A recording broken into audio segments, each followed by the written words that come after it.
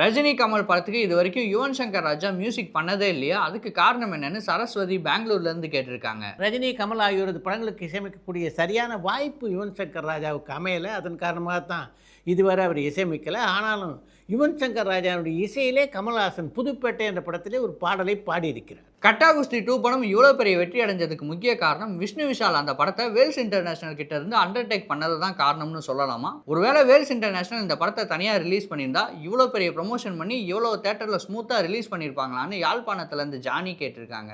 Wales இன்டர்நேஷ்னலை பொறுத்த வரைக்கும் பல படங்களை எடுத்து பல வெற்றிகளை பார்த்த ஒரு திரைப்பட நிறுவனம் இது. அதனால் அவங்க வெளியிட்டிருந்தாலும் கட்டா குஸ்தி 2 படத்தை பொறுத்தவரையிலே இது போன்ற ஒரு வெற்றியை அந்த படம் பெற்றிருக்கும் என்பது தான் உண்மை.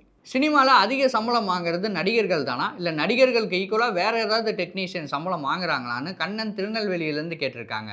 தமிழ் சினிமாவில் எல்லா காலகட்டத்திலையும் மிக அதிகமான சம்பளம் வாங்குறது அப்படின்னா அது முன்வரிசையில் இருக்கின்ற சில கதாநாயகர்கள் தான்.